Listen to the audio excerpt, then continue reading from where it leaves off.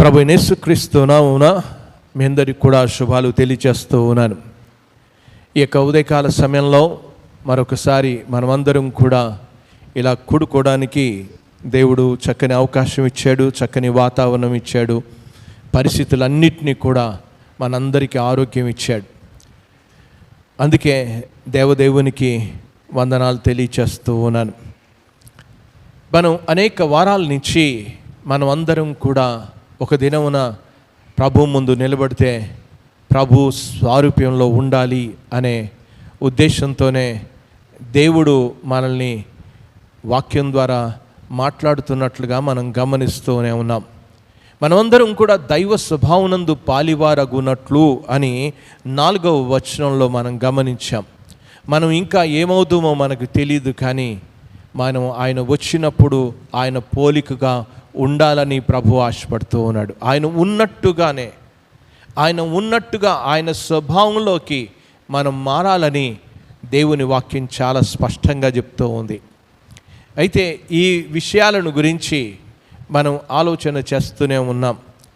మనం గత వారంలో మనం గమనించాం, మొట్టమొదట ఎవరు దేవుని నిత్యరాజ్యంలో ప్రవేశిస్తారు అనే అంశాన్ని ఆలోచిస్తూ మనం మొట్టమొదట విశ్వాసం అనే ఆ మెట్టులోనికి ఉండాలని, ఆ విశ్వాసమును ఉంటే సరిపోదు, విశ్వాసమునందు సద్గుణం ఉండాలని ఆలోచన చేశాం. సద్గుణమునందు జ్ఞానం ఉండాలని, జ్ఞానమునందు ఆశానిగ్రహం ఉండాలని, ఆశానిగ్రహమునందు సహనం ఉండాలి అని ఇలాగ వరుసగా ఒక అంశం తర్వాత ఒకటి ఆలోచన చేస్తూ ఉన్నాం. ఇవన్నీ కూడా విశ్వాసి జీవితంలో అమర్చుకోవాల్సింది. మనం ఇంట్లో అమర్చుకుంటాం, చాలా శుభ్రంగా అమర్చుకుంటాం, ఏది ఎక్కడ పెట్టాలో ఆ విధంగా అమర్చుకుంటుంటాం. ఇక్కడ కూడా చెప్పుకుంటూ వచ్చాడు 7వ వచనంలో, అమర్చుకొనుడి అని చెప్పాడు. ఇవన్నీ కూడా మనకు ఉండాల్సిన లక్షణాన్ని గురించి చెప్పాడు. ఇదొద్దు అని చెప్పలేదు దేవుడు. ఇవన్నీ కూడా ఒకటి అమర్చుకోవాలి అనే విషయాన్ని గురించి మాట్లాడుతున్నట్లుగా చూస్తూ ఉన్నాం. ఈ రోజున మనం సహనమునందు భక్తి అనే మాటను మనం గమనిస్తున్నాం. సహనానికి విశ్వాసానికి జోడింపబడుతూ సహనానికి ఇప్పుడు భక్తి కూడా జోడింపబడాలి అనేది ఇక్కడ రాయబడిన విషయాన్ని మనం చూస్తూ ఉన్నాం. ఈ రోజున దైవభక్తి అనేది లోపించింది అని చెప్పాలి. అసలు చాలాసార్లు కూడా దైవభక్తి కలిగి ఉన్నాం అని అనుకుంటుంటాం, కానీ దైవభక్తి లోపించింది అని చెప్పాలి. అసలు ఎలాగున్నాం, మనుషులందరం కూడా ఎలాగున్నాం అని అంటే, నేను మీకు ఒక పాత నిబంధనలో ఒక ఉదాహరణలో నుంచే మిమ్మల్ని తీసుకుని వెళ్ళాలని నేను ఆశిస్తూ ఉన్నాను. అది ఆ వృత్తాంతం ఎక్కడి నుంచి అనంటే, సమూయేలు మొదటి గ్రంథానికి మనం వెళ్దాం. సమూయేలు మొదటి గ్రంథంలో ఫిలిష్తీయులు ఒక వ్యక్తి, గొలియాతు అనే వ్యక్తి ఒక సవాలు విసిరినట్లుగా చూస్తూ ఉన్నాం. ఆ సవాలు విసిరినప్పుడు అది మనం గమనిస్తూ ఉన్నప్పుడు, ఆ సవాలు విసిరి 17వ అధ్యాయంలో మనం గమనించగలం. గాతువాడైన గొలియాతు అను శూరుడొకడు అనే విషయాన్ని చూస్తూ ఉన్నాం. వాడు ఎంత ఉన్నాడు అనంటే 6 మూరల జేనడు ఎత్తు మనిషి అనేది.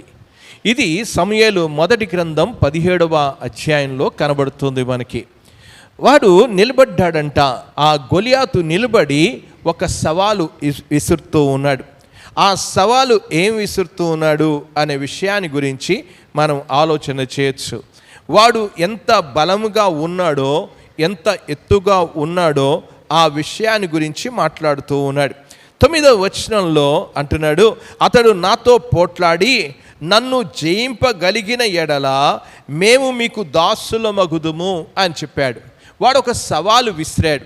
ఆ సవాలు ఏంటంటే, గొలియాతు అంత ఆజానుభావుడుగా ఉన్న వ్యక్తి సవాలు విసరడం ఏంటంటే, నన్ను చంపారా, మేమందరం కూడా మీకు దాసులం అయిపోతాం, మీరు మమ్మల్ని చంపితే మేము మీకు దాసులం అయిపోతాం అనే విషయాన్ని చెప్పారు.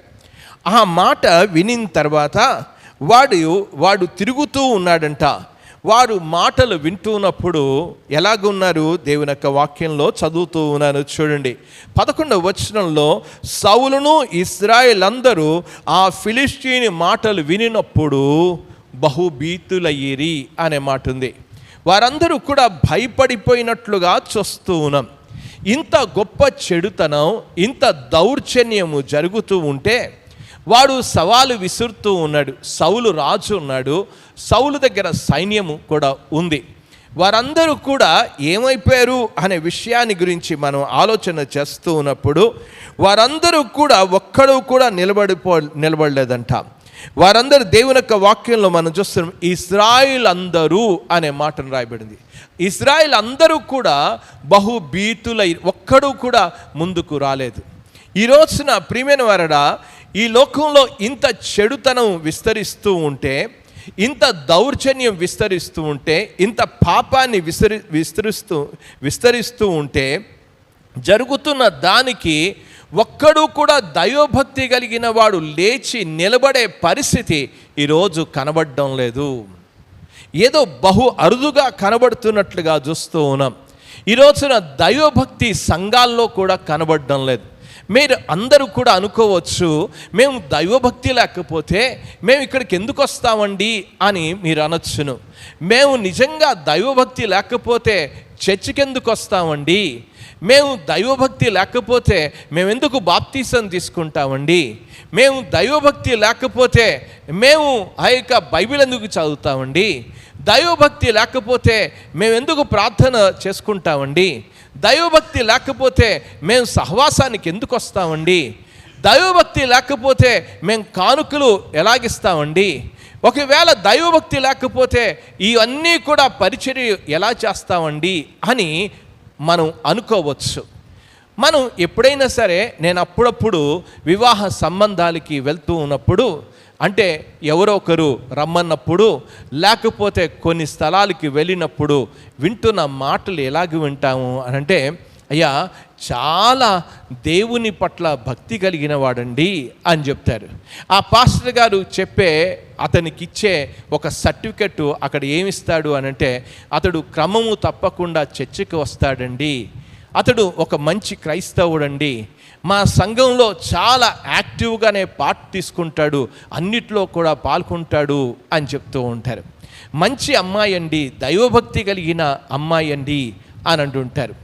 ఇదేనా మనం అనుకున్నది? బాప్తీసం తీసుకున్నంత మాత్రంలో దైవభక్త, చర్చికి వచ్చినంత మాత్రంలో దైవభక్త, లేకపోతే కానుకలు ఇచ్చినంత మాత్రంలో దైవభక్త, లేకపోతే చర్చిలో సంఘంలో కార్యక్రమాల్లో పాల్గొన్నంత మాత్రంలో దైవభక్త? ఇవన్నిటికి కూడా ప్రశ్నలకు సమాధానం ఎవరికి వాళ్ళమే మనం చెప్పుకోవాల్సిన అవసరత ఉంది. నేటి దినాల్లో భక్తి అనేది ఎలాగ కనబడుతుంది అనే విషయాన్ని గురించి మనం ఆలోచన చేద్దాం రండి. దేవుని యొక్క వాక్యంలో భక్తి అనేది ఎలా కనబడుతుంది అనేది. మొట్టమొదట నిర్వచనాలను గురించి చాలామంది చాలా నిర్వచనాలు ఇచ్చారు. అసలు నిఘంటువు చెప్పే విషయం ఏంటి? అసలు దైవభక్తి అనేది ఒక ప్రతిబింబించేది మనం గమనించవలసింది. సూర్యుడు ఉదయిస్తాడు, సూర్యుని కిరణాలు ప్రకాశిస్తాయి. ఆ ప్రకాశించిన కిరణాలు చంద్రుడి మీద పడినప్పుడు చంద్రుడు వెలుగునిస్తున్నట్లుగా చూస్తూ ఉన్నాం. ఆ ప్రతిబింబం అనేది కనబడాలి. దేవుడు ఎలాంటి వాడో ఆ దేవుని యొక్క గుణలక్షణాలు మనలో కనబడగలిగినప్పుడే వాళ్ళు దైవభక్తి కలిగిన వాళ్ళని అర్థం చేసుకోవాలి. మనం గమనిస్తూ వచ్చాం, దైవభక్తి అనేది ఒక రకమైన ప్రతిబింబము అనే విషయాన్ని గుర్తుపెట్టుకోవాలి. చాలామంది వ్యాఖ్యానకర్తలు ఇచ్చిన విషయాన్ని గురించి నేను మీకు తెలియజేయాలని నేను ఆశపడుతూ ఉన్నాను. ఇక బైబిల్లో కాకుండా ఎంతోమంది భక్తులు వారి నిర్వచనాలు వారు ఇవ్వడం జరిగింది. దైవభక్తి అనేది దేవునిని స్థిరమైన ఉనికిని గ్రహించడం, దేవుడున్నాడు అని గ్రహించడమే దైవభక్తి అని చెప్పుకుంటూ వచ్చారు. అది దాని వలన ఏమొస్తుంది? దేవుడు ఉన్నాడనే ఉనికి గ్రహించగలిగినప్పుడు మనకి భయం వస్తుంది, మనకు విశ్వాసం కూడా వస్తుంది అని చెప్పాడు ఒక వ్యాఖ్యానకర్త. మరి మరొక వ్యాఖ్యానకర్త ఏమన్నాడు అనంటే, దేవుని గురించిన ఆచరణాత్మకమైన ప్రాక్టికల్ అంటే ఆచరణ యోగ్యమైన జీవితాన్ని జీవించడమే దైవభక్తి అని అన్నాడు. మరొక వ్యక్తి అన్న విషయాన్ని ఏంటంటే, ప్రభువు పట్ల భయము కలిగి ఉండడమే దైవభక్తి అని చెప్పాడు. అలాగా ఉంటే అంతరంగంలో బహిరంగంలో దేవుని పట్ల ఆరాధన, కృతజ్ఞత, సమర్పణ క్రియాశీలకంగా ఉంటుంది అని చెప్పాడు. ఇది చెప్తున్న విషయాన్ని. ఇక మరొక వ్యాఖ్యానకర్త చెప్పిన విషయం ఏంటంటే, దైవభక్తి అనంటే నిజంగా దేవుని పోలిక అని చెప్పుకుంటూ వచ్చారు. ఇలాగా చాలామంది వారి నిర్వచనాలు ఇవ్వడం జరిగింది. అసలు దైవభక్తిని గురించిన వారు వ్యాఖ్యానకర్తలు చేస్తూ వచ్చారు. వాళ్ళ యొక్క అభిప్రాయాలు వాళ్ళు వెల్లడి చేస్తూ వచ్చారు. అయితే ఇక్కడ చెప్తున్న విషయం ఏంటంటే, సహనమునందు దైవభక్తి మనం అలవర్చుకోవాలి అని చెప్పాడు. దేవుడు ఎలాంటివాడు, నేను దేవుని పోలికగా మార్చబడాలి అని అనుకున్నప్పుడు ఎలాగ మార్చబడగలను? దైవభక్తి అనే విషయాన్ని గురించి ఈరోజు మనం ఆలోచన చేద్దాం. నేను చెప్పుకుంటూ వచ్చాను, దైవభక్తి అనేది దైవ స్వభావనందు పాలివారగునట్లు అని చెప్పాడు. మనం దేవుని పోలికలోనికి వెళ్ళాల్సిన అవసరత ఉంది. దానికి విశ్వాసానికి జోడిస్తూ వచ్చాము ఇదంతా కూడా. అయితే ఈ దైవభక్తి అనే విషయాన్ని ఈ రోజున అరుదుగానే కనబడుతుంది. ఇక్కడ కూర్చున్న వాళ్ళు అందరం అనుకుంటున్నాం, అరే నేను దైవభక్తి లేనా, నేను దైవభక్తి కలిగి లేనా అనంటే, నేను దైవభక్తి కలిగి ఉన్నానో లేదో అనేది నేను లేఖనాల ప్రకారంగా పరీక్షించుకోవడం, చూసుకోవడం చాలా అవసరం. ఏది కాదు ఎలాగుంటాం అనంటే, మనం ఈ రోజున తెల్ల బట్టలు వేసుకుని అంత ఏ వస్తువులు పెట్టుకోకుండా మనం చాలా బైబిల్ను పట్టుకుని మర్యాదగా కొంగు వేసుకుని వస్తే వారికి బయటి వాళ్ళందరికీ ఏమి చిత్రం కనబడుతుందంటే, అమ్మో ఎంత దైవభక్తి కలిగిన స్త్రీ అని అనుకుంటాం.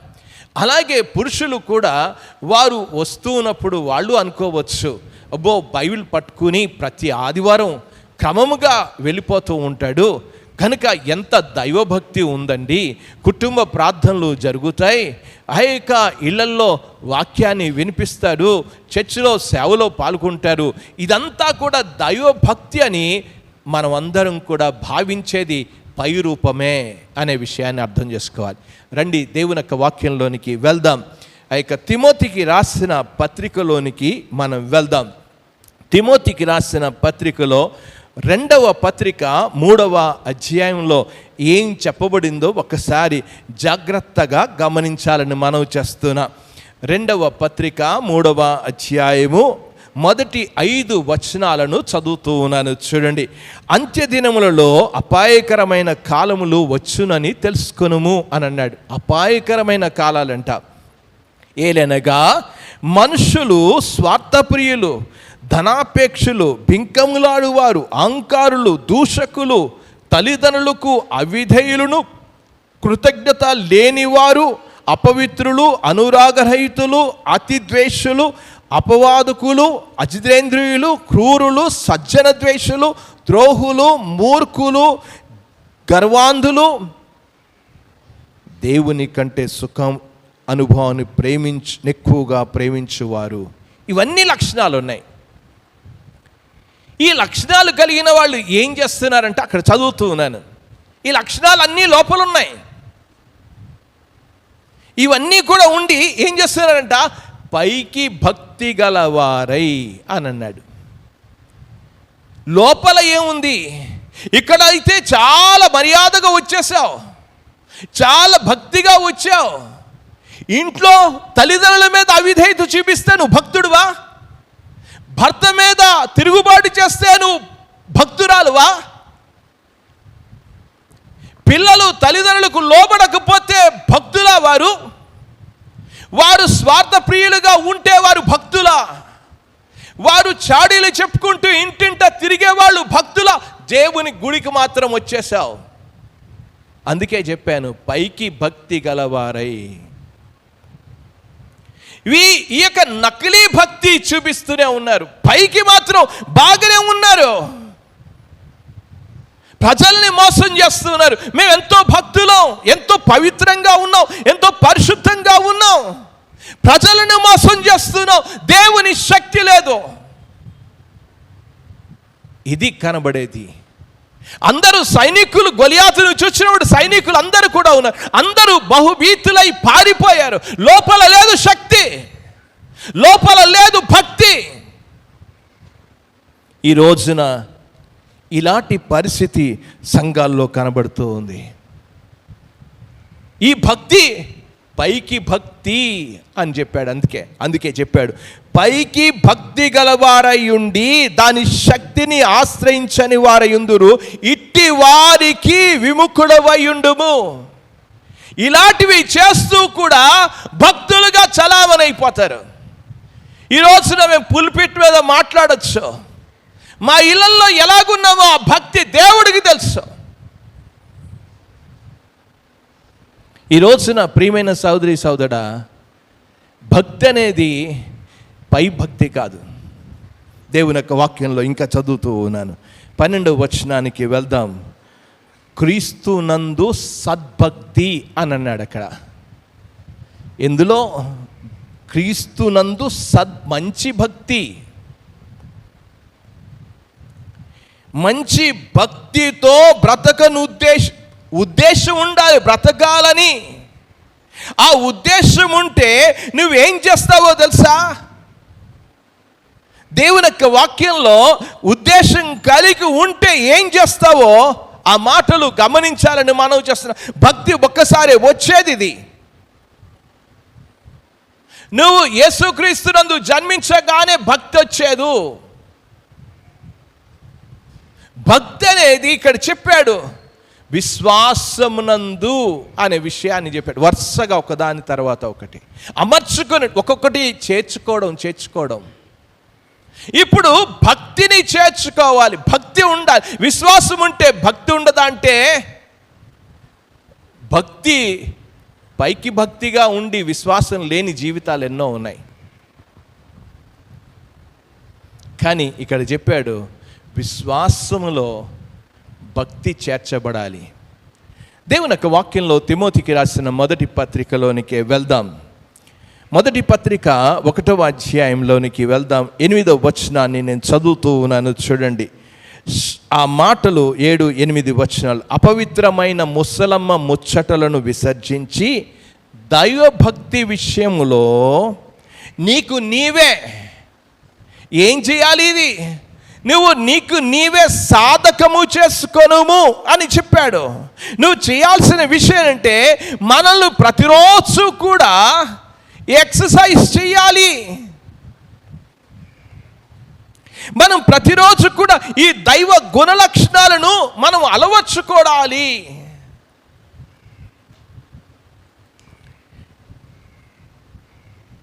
ప్రియమైన వారరా, మనకు వాహనం ఉంది, కారు ఉంది. కారుకి టైర్లు ఉన్నాయి, కారుకి ఇంజన్ ఉంది, కారుకి అన్నీ ఉన్నాయి. కారుకి ముందు భాగంలో ఒక ఫ్యాన్ ఉంటుంది. కారుకి ముందు ఒక ఫ్యాన్ ఉంటుంది. ఇంజను చాలా సున్నితంగా, మృదువుగా, స్మూత్గా నడవాలి అనంటే ఆ ఫ్యాన్ తిరగాల్సిందే.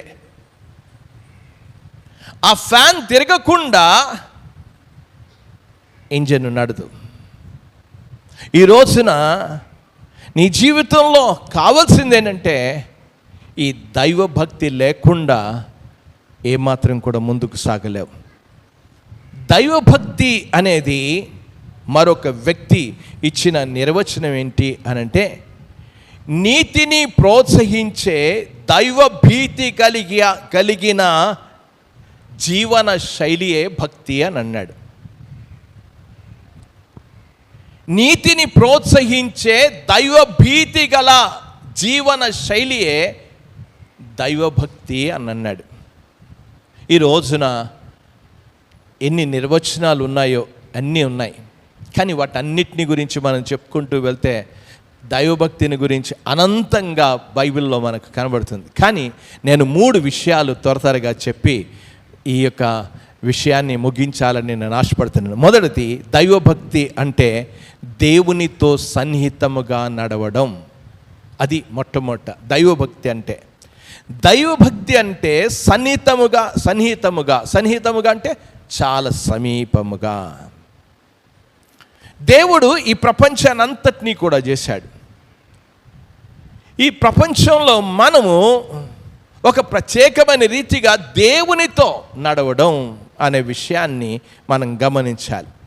అంటే మన జీవన శైలిని దేవునికి అనుగుణ్యంగా మార్చుకుంటూ దేవునితో నడవడం అనే విషయాన్ని.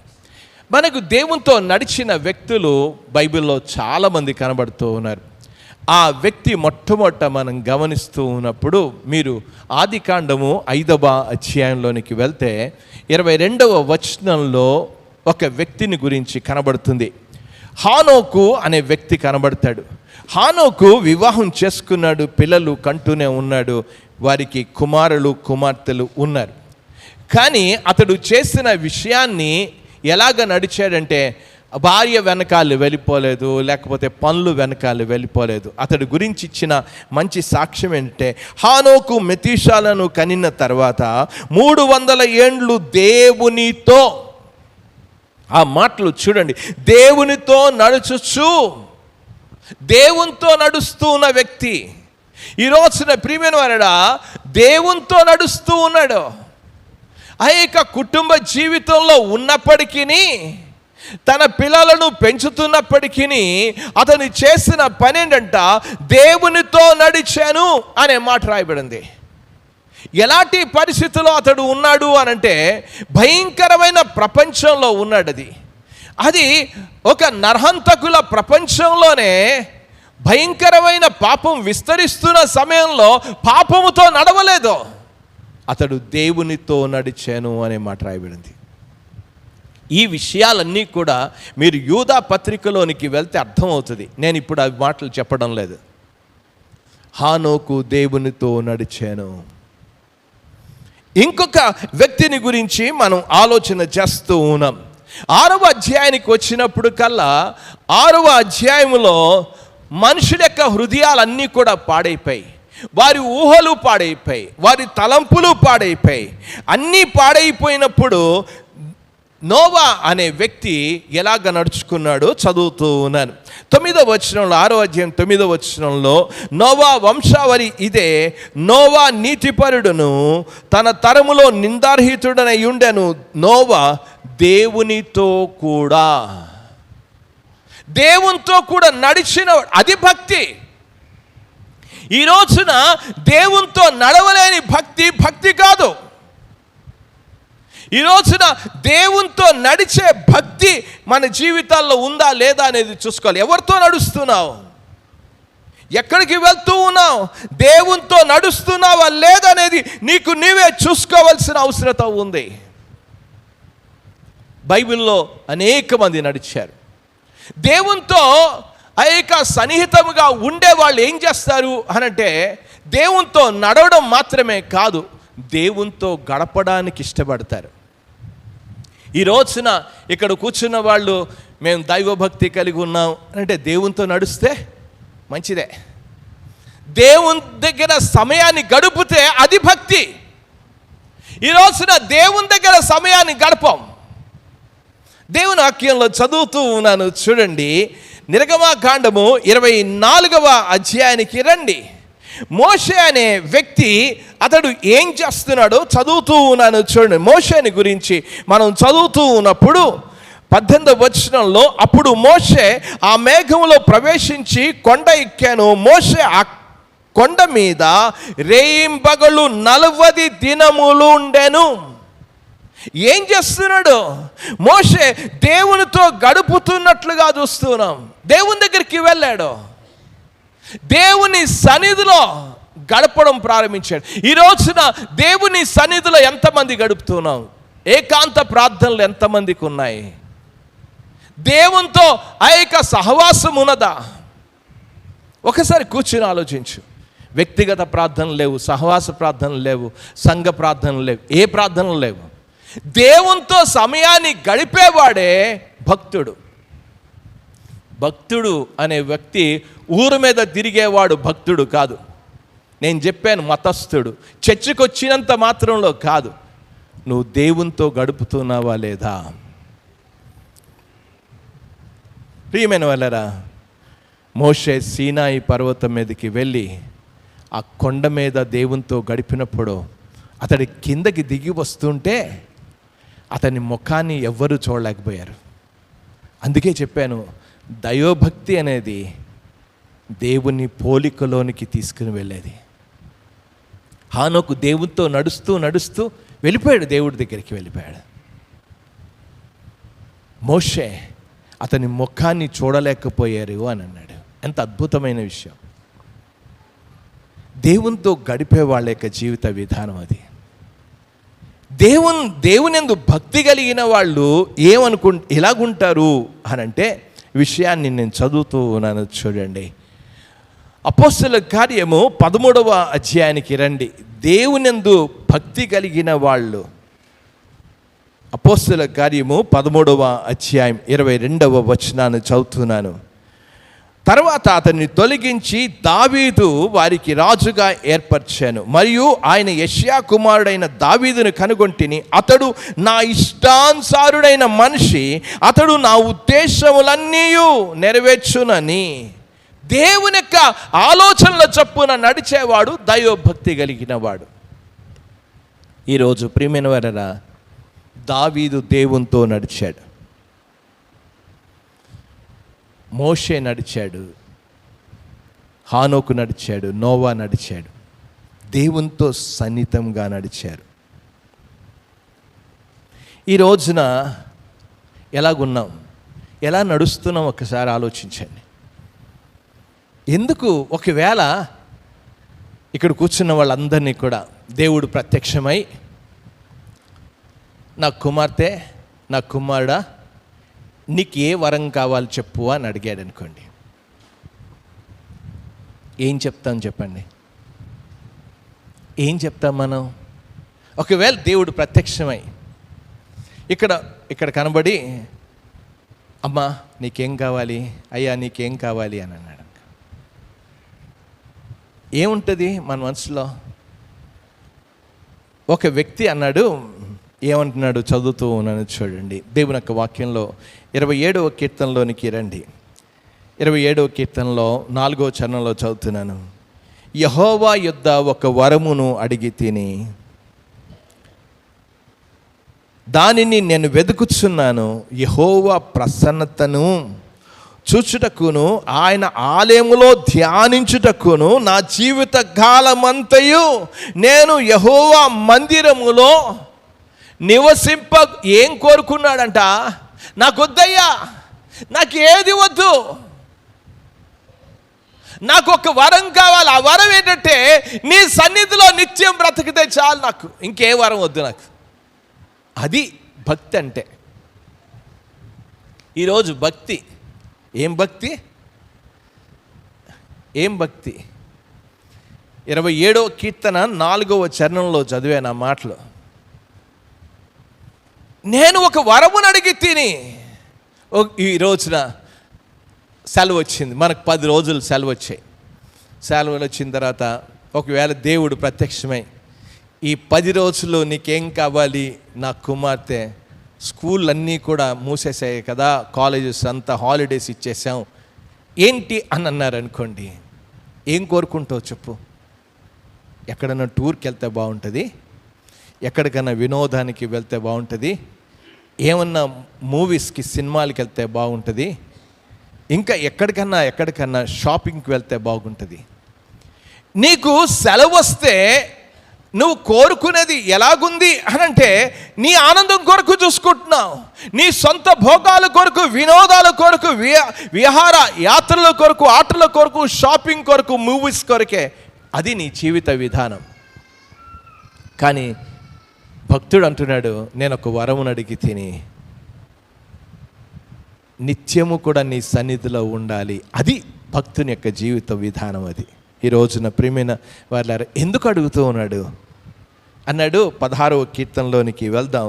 11వ చరణాన్ని నేను చదువుతూ ఉన్నాను, చూడండి. జీవ మార్గములను నీవు నాకు తెలియచేసేదవు, నీ సన్నిధిని సంపూర్ణ సంతోషము కలదు, నీ కుడి చేతిలో నిత్యము సుఖములు కలవు అన్నాడు. ఈ రోజున నువ్వు వెళ్ళే షాపింగ్ కానీ, నువ్వు వెళ్ళే ఆ యొక్క వినోదం కానీ, ఎంటర్టైన్మెంట్ కావచ్చు, లేకపోతే టూర్ కావచ్చు, నీ గేమ్సే కావచ్చు, నీ ఆటలే కావచ్చు, అవన్నీ కూడా ఫైర్ వర్క్స్ లాంటివి. ఒక్కసారి చుంచుబుడ్డు వెలిగిస్తే అలాగ వచ్చి ఆరిపోయేదే. నీ ఆనందం కూడా అంతే. కానీ దేవుని సన్నిధిలో గడిపితే అది నిత్యము ఆనందమే, నిత్యము సుఖమే. భక్తుడు, నిజమైన భక్తుడు దేవుని సన్నిధిని కోరుకునేవాడే భక్తుడు.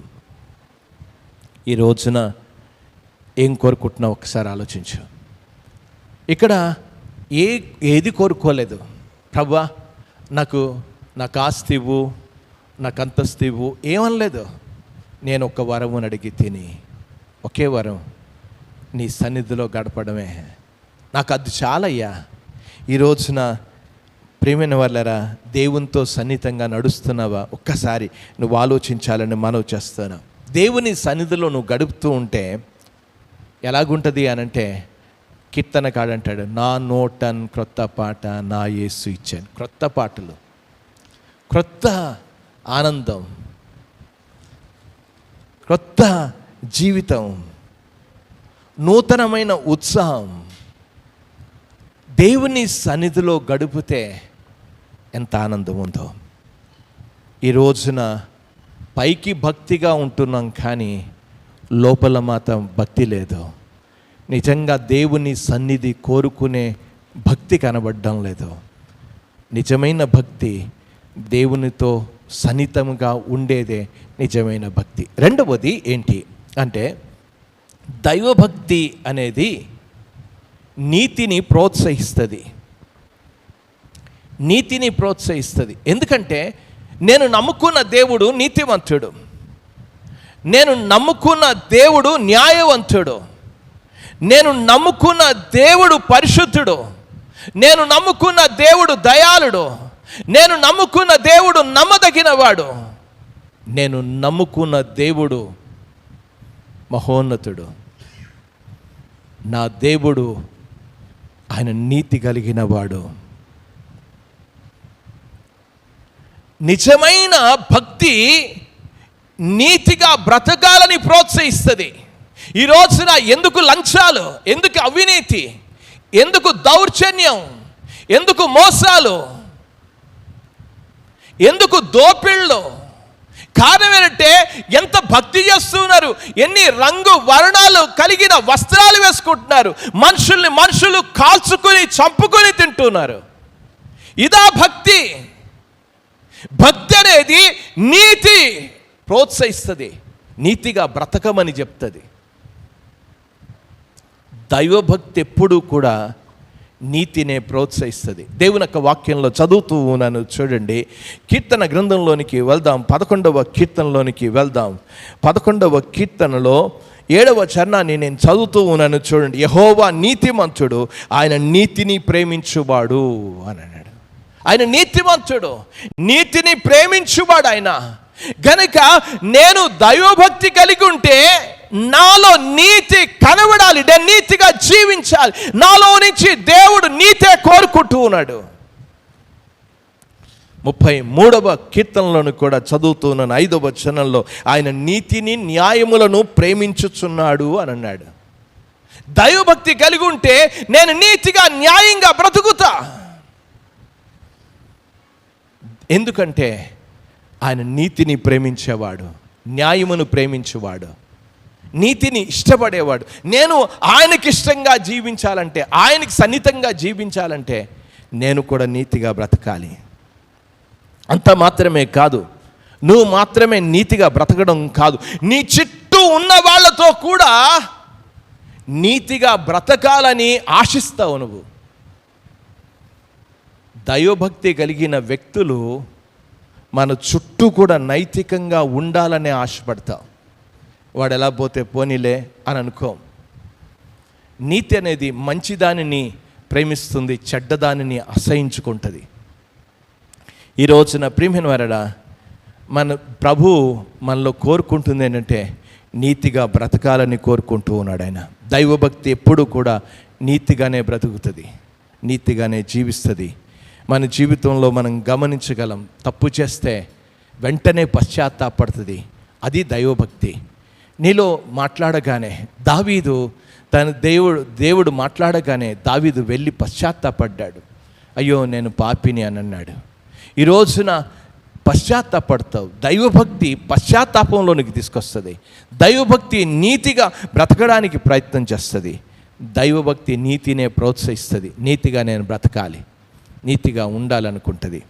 అంత మాత్రమే కాదు, ఇంకేం చేస్తుంది దైవభక్తి అనేది? దైవభక్తి చెడును వ్యతిరేకిస్తుంది. ఈ రోజున చెడును వ్యతిరేకిస్తున్నావా లేదా అనేది నువ్వు చూడాలి.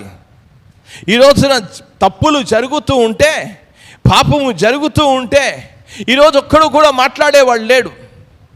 లంచాలు, అవినీతి, అక్రమం జరుగుతూ ఉన్నా కూడా ఒక్కడు కూడా మాట్లాడని వ్యక్తులు కనబడుతూ ఉన్నారు. ఈరోజు మాట్లాడరు వారు. నిజంగా దైవభక్తి అనేది పాపాన్ని అసహించుకుంటుంది. నువ్వు దేవుని ప్రేమిస్తే నువ్వు పాపాన్ని ప్రేమించలేవు. దేవుని యొక్క వాక్యంలో చదువుతూ ఉన్నాను, చూడండి. కీర్తన గ్రంథానికి రండి. కీర్తన గ్రంథంలో 97వ కీర్తనలోనికి వెళ్దాం. 97వ కీర్తన 10వ చరణంలో చదువుతున్నాను. యెహోవాను ప్రేమించువారులారా చెడుతనమును అసహించుకొనిడి అని చెప్పాడు. నువ్వు దేవుని ప్రేమిస్తే చెడుతనాన్ని అసహించుకుంటావు. చెడుతనం నుంచి తొలగిపోవడం ఒక వంతు, అసహించుకోవడం మరో వంతు. ఈ రోజున చాలామంది పాపము చేయకపోవచ్చు, పాపము నుంచి పక్కకు తొలగచ్చు, అంత మాత్రంలో అది దైవభక్తి అనేది అనిపించుకోదనే విషయాన్ని గమనించాలి.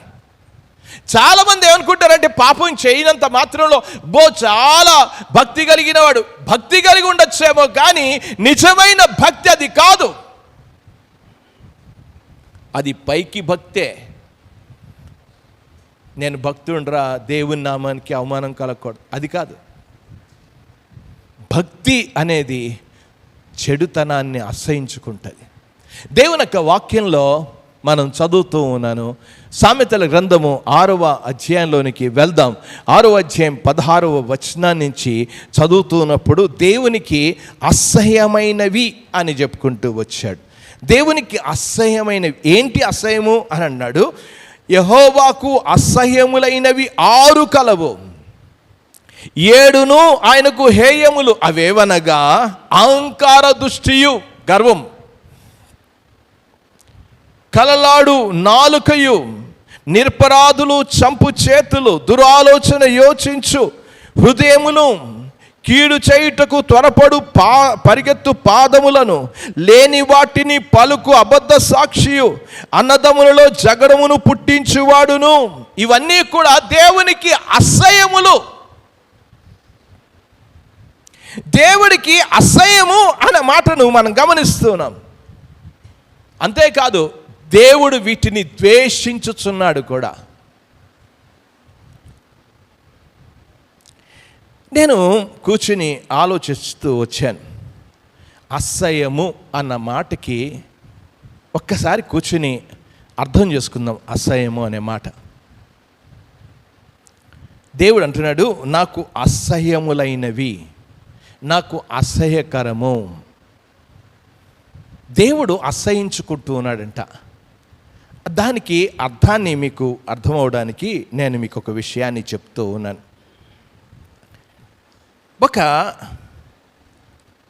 ఒక మాంస ముక్క, ఆ మాంస ముక్క కుళ్ళిపోతే మన ఇంట్లో పెట్టుకున్నాం, కుళ్ళిపోయింది. కుళ్ళిపోగానే దానికి ఏమొస్తుంది అనంటే, మొట్టమొదట కుళ్ళిపోగానే ఒక దుర్గంధం, దుర్వాసన వస్తుంది.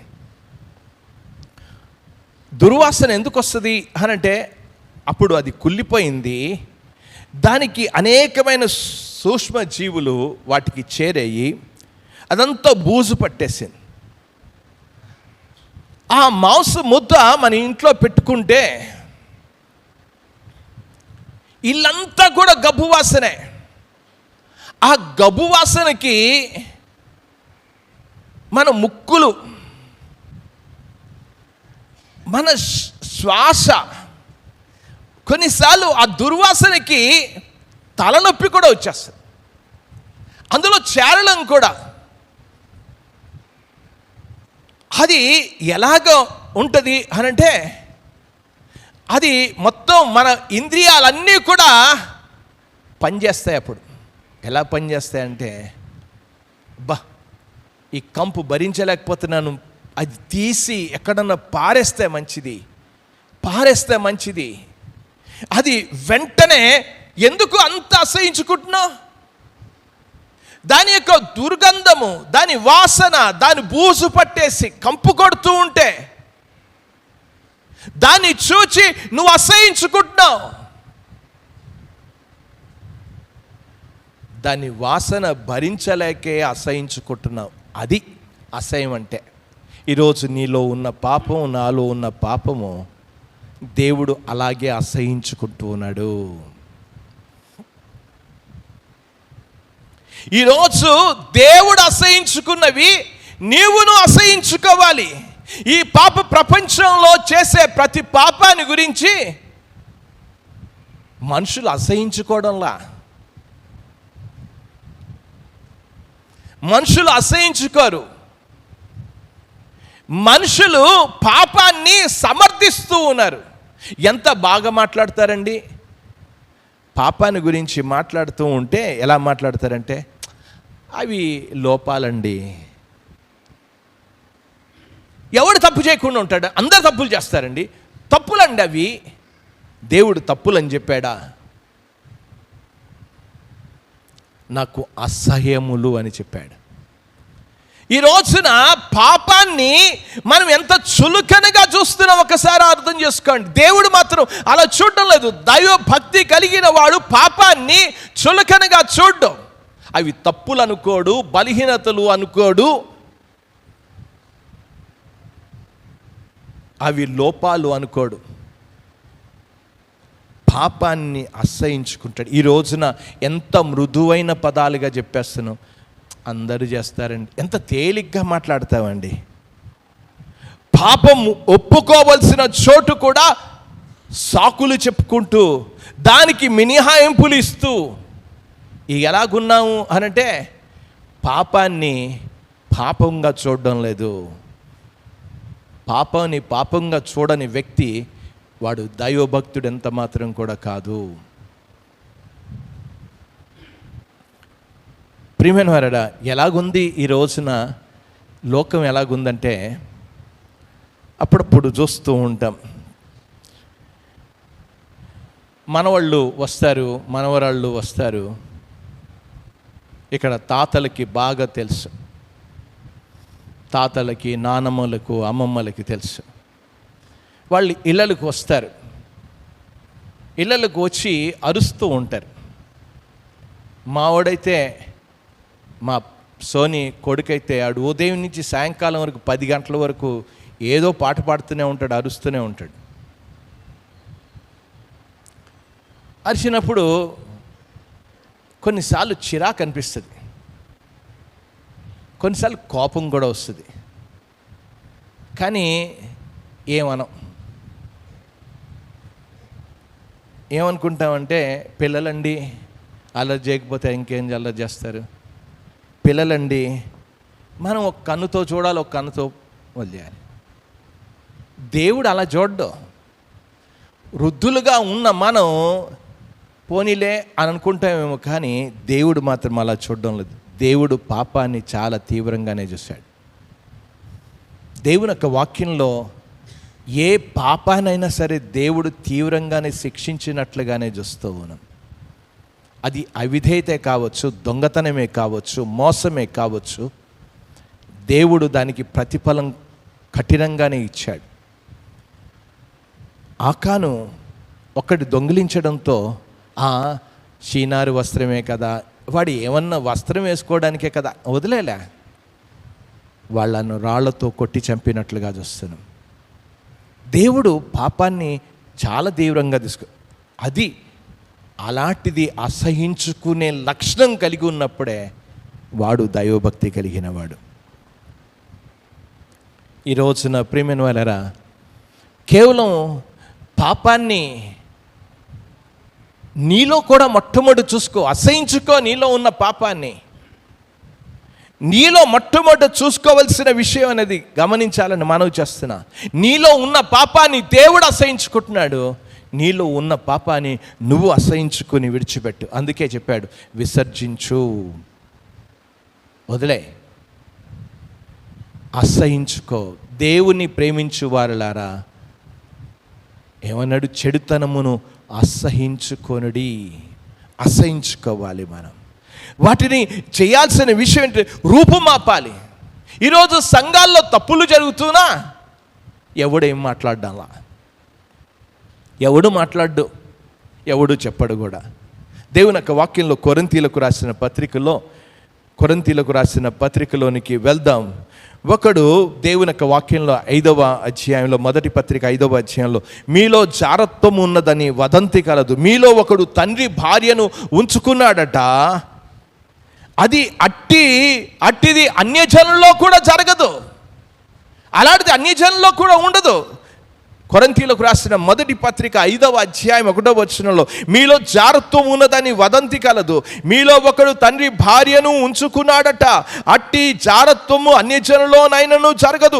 ఇట్లు ఉండియు మీరు ఉప్పొంగుచున్నారే గాని ఎంత మాత్రమును దుఃఖపడి ఇలాంటి కార్యములు చేసిన వారిని మీలో నుండి వెలివేసిన వారు కారు. అరే, ఇలా జరుగుతున్నా సరే దీన్ని తప్పుగా ఖండించేవాడు లేడు, వెనకేసుకుని వస్తాడు. లేకపోతే మా ఓట్లు పోతాయి. నీచపు బ్రతుకైపోయింది. ఎందుకు వెనకేసుకు వస్తున్నావు? దేవుని యొక్క వాక్యంలో వెలివేసిన వారు కారు. దేవుని వాక్యం ఎంత స్పష్టంగా చెప్తూ ఉంటే, నువ్వు పాపాన్ని ద్వేషించమని చెప్పాడు, అసహించుకోమని చెప్పాడు. అది దైవభక్తి. ఈ రోజున పాపమును జరుగుతుంటే ఒక్కడు కూడా మాట్లాడ్డు. స్నేహితుల్లో జరుగుతున్న, బంధువుల్లో జరుగుతున్న దాని గురించి ప్రస్తావించరు. నువ్వు ఖండించాలి.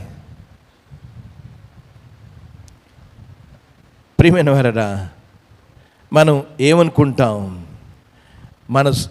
మన యొక్క ఈ విషయాన్ని ఒకటి చెప్తూ ఉన్నా. అంతకుముందు డెంగ్యూ ఫీవర్ వచ్చింది.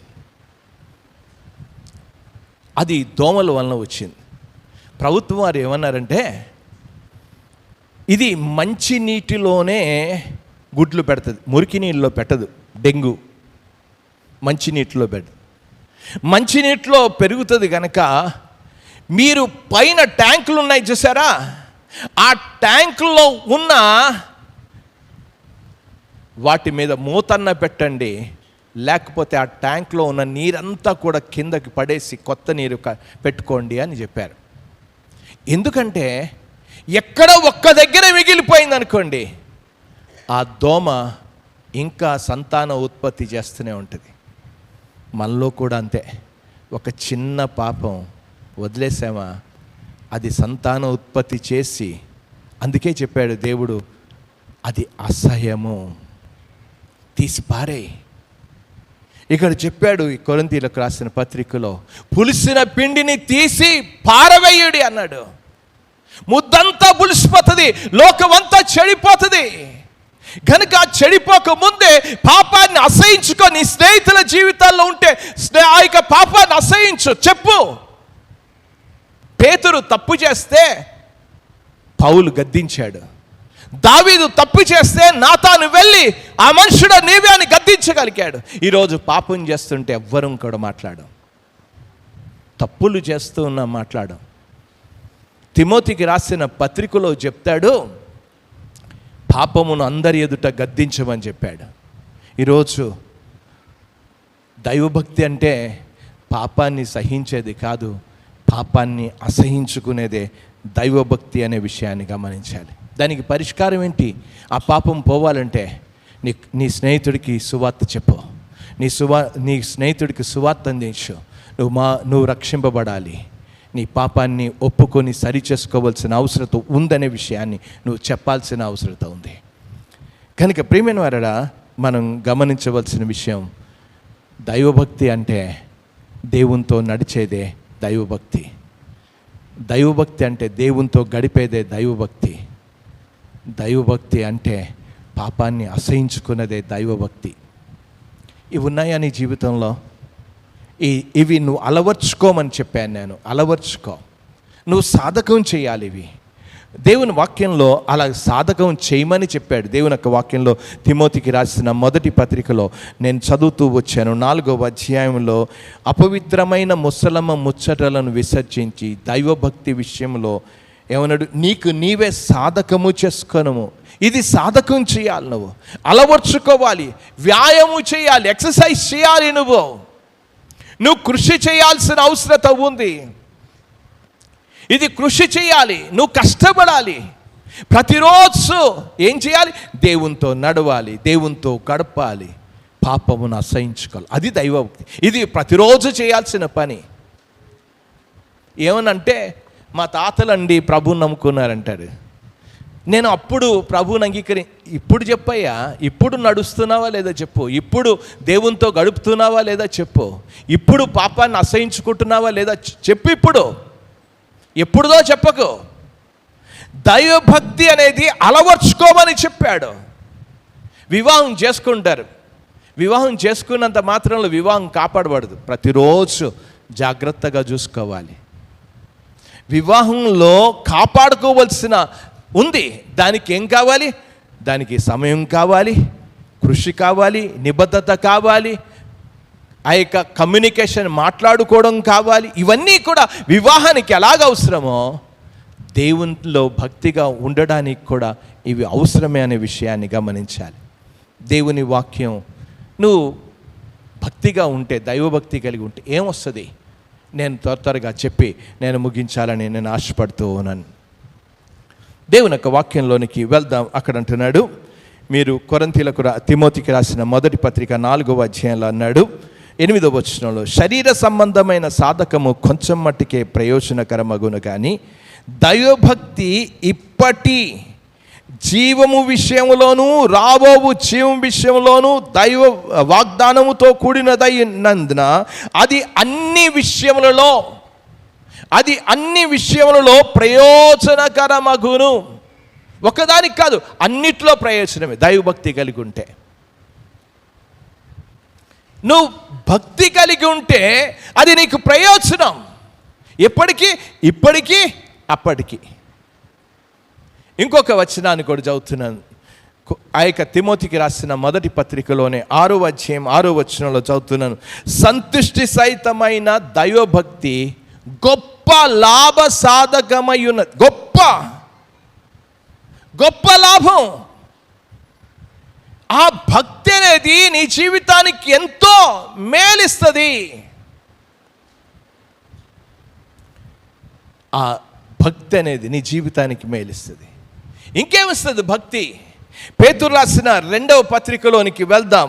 3వ అధ్యాయంలో 11-12 వచనాలు చదువుతూ ఉన్నాను, చూడండి.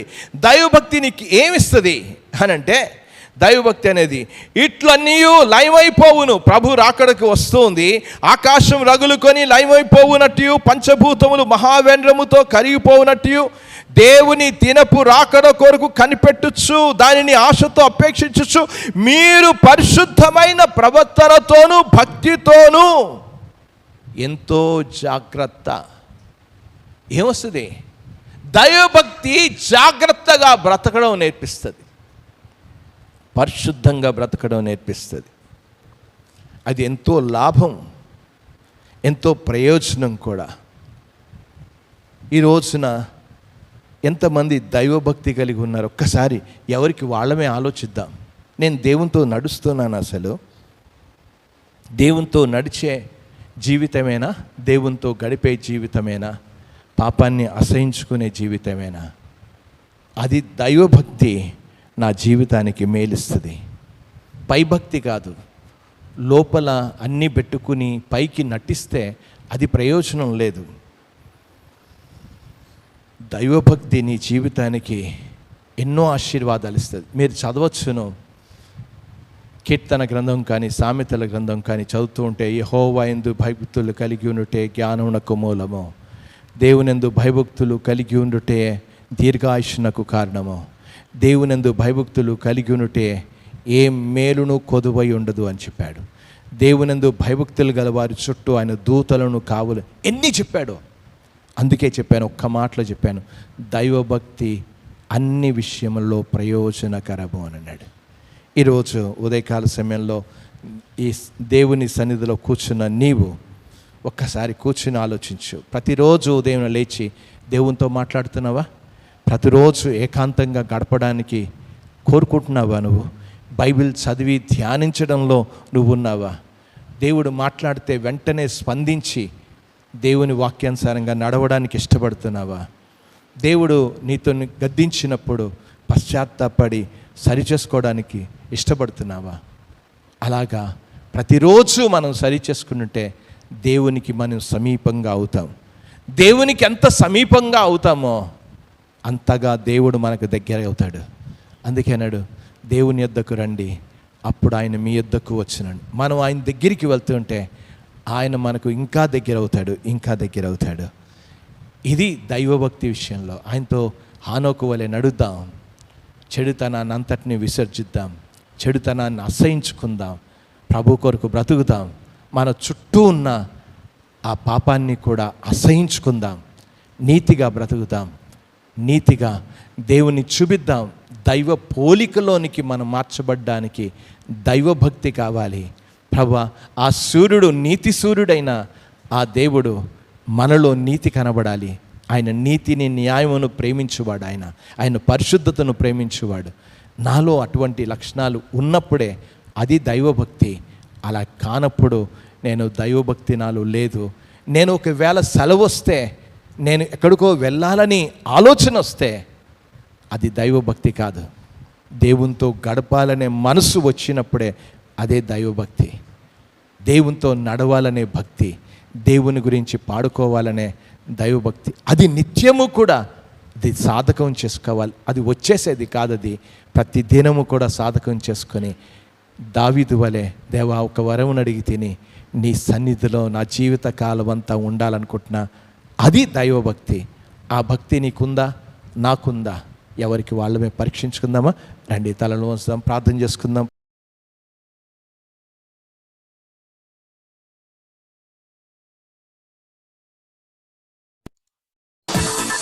Subscribe now and press the bell icon. Never miss an update.